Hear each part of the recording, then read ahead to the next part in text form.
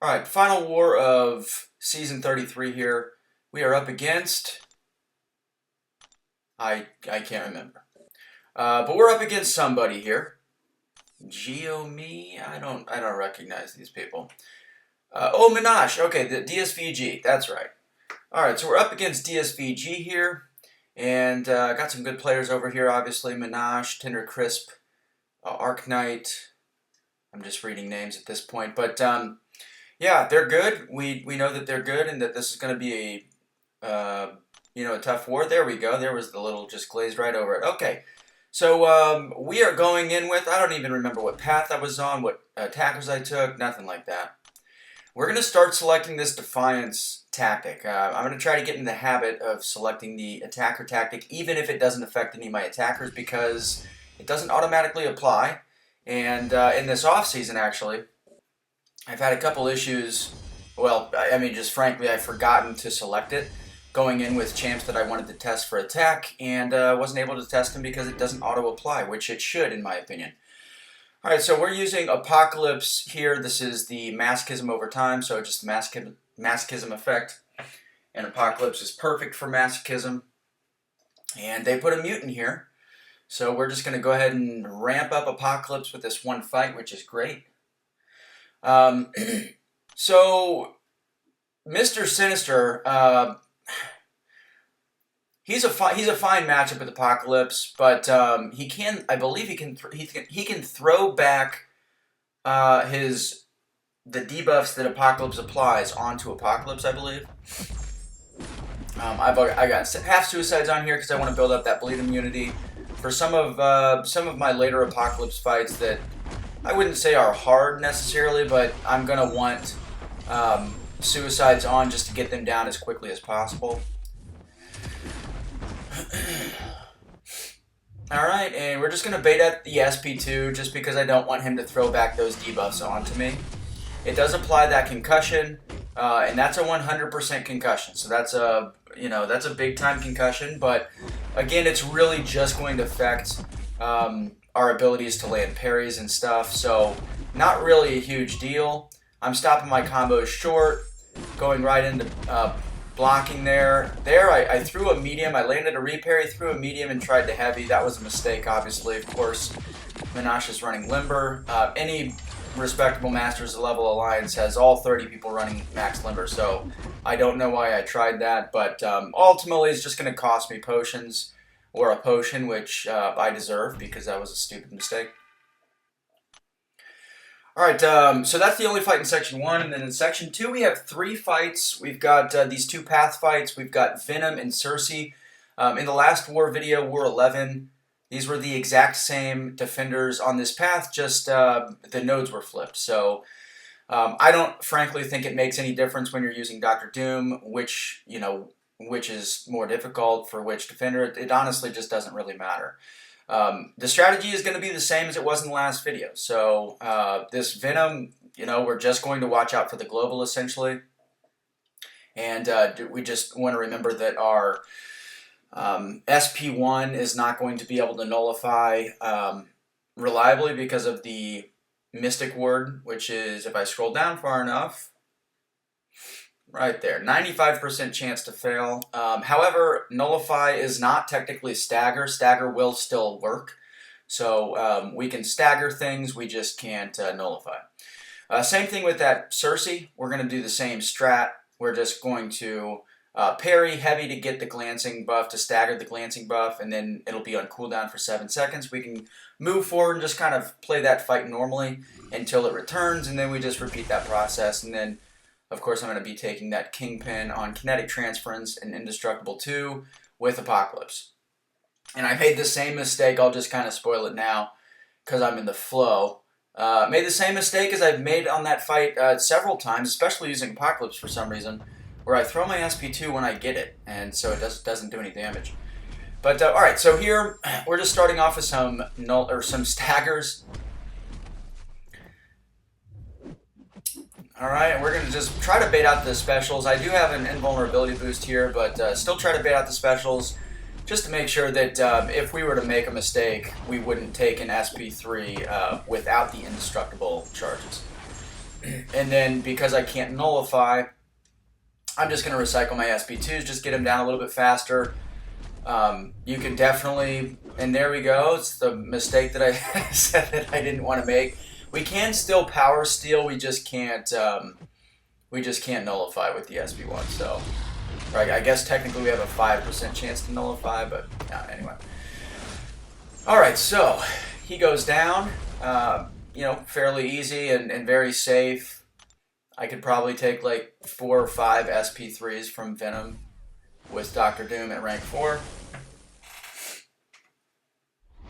Alright, Cersei, definitely scary defender, dangerous, and the fights can get out of hand if you're not using an optimal counter, but as long as you know how to play her, it's really not a problem, especially with Doom. With that stagger, just really makes it easy. Alright, they were just going to waste our indestructible boost again, just to try to make this fight interesting. Get out of the way of the SP1. And the other thing with Cersei is you really do want to try to avoid letting her, or preventing her, I should say, from using her heavy attack if you can. There I'm just missing parries, but when she throws her heavy attack, she gains that glancing buff, the same buff. So now we really got to wait that out. If we don't wait that out, if we try to hit her while she's glancing, then she'll just gain regen buffs every time I hit her. And then with this node here, there you guys can see I was a little bit early. She's just going to gain power because she gains more power when she has more buffs, I think. So that might actually be the prior node. I can't remember, but and then we just are going to take this on the block. We don't want to mess up and take an SP2 against her because it can stun you. So okay. This next fight, this was one of the fights that I just wanted to make sure that I got him down quickly. So I'm going to throw back half suicides on here. And the reason that I like to try to get Kingpin down, especially on power gain nodes like this with kinetic transference, as quickly as possible is because his SP3 does stun. And I am running 5 out of 5 Limber here, but, you know, if I were to use an indestructible boost, which of course I'm going to do, you know, I'd lose 1 charge on that SP3, and then he would be able to punish me after the SP3 because I'd be stunned. So, unfortunately, this doesn't have power from afar anymore like it used to when it was considerably harder. He does benefit from the global, but not really a big deal. His SP1 is really, really easy to bait out, typically. Sometimes you get stingy with it, but for the most part, I think that he's pretty liberal with throwing it, which is good. And of course, as I say that, he's like, yeah, I'm just going to hold it for a second. But alright, and then we're just going to get to the SP2, throw it, and typically against Kingpin, you just need 2 SP2s to win the fight. But here, of course, I'm just going to chain right into the SP2. Look at that, like a total dummy. I do still apply the debuffs, which is fine. I do still get the power back, which is fine. And of course, I learned my lesson there. I'm like, all right, I'll just wait it out. I'm going to throw it now. But the power back boost is going to come into play there. And again, our damage is cut short there. So that's okay. We'll just throw the SP3. And I'm pretty sure this kills him. But if it doesn't, then we'll just lock in our debuffs. And, you know, we can just go to another SP2. But it kills him. So all good there. All right, and then the final fight of the war. Definitely, I would say the you know, I guess the most dangerous, or the one that I was most anxious about, even though the anxiety level was very, very low on this fight for me because I've taken him in this season before on a much harder note on Mixmaster. So I'm going to throw on Guidance here. This is really just for the additional damage. It's also going to give me like enhanced ability accuracy, but that really doesn't matter, at least in this fight here. But we are going to throw the Power Start 1 boost on, even though we still have the Invulnerability boost active, because I want to be able to apply that Poison debuff so that I can put the Stun Reflection on cooldown, and also I can, you know, I can just kind of more quickly start building power with what's it called? Polka Dot Power. So Alright, just let him throw his two-piece heavy there. You can definitely interrupt it very easily, but for whatever reason in war, I just don't feel comfortable. It like feels a little bit quicker to me than other, you know, two-hit heavies from other champs. But we're just going to play stun immune, even though we can stun him during cooldown. We did stun him that one time before he had his SP1, but I just don't want him to throw an SP1. Now his SP2 will bait out. He just pulls this trap out of the ground. I am going to dex it. No, I'm not. Good thing I know what I'm talking about. And just let him full piece us there. And we're just going to go for the kill shot here with the SP2. And there we go. So very, very easy. And that was it for my season. So pretty solid. I was excited. I'm just kidding. We've got one more fight. Now I remember. All right.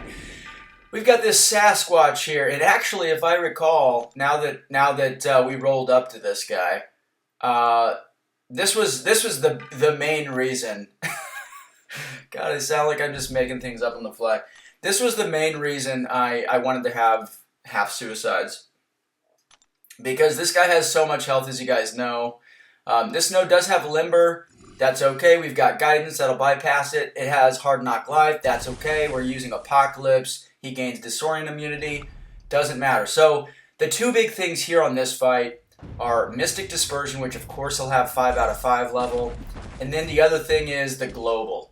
And then once he goes into Wrath of Tanarak, we kind of just have to wait that out because I won't be able to stun him. He's stun immune.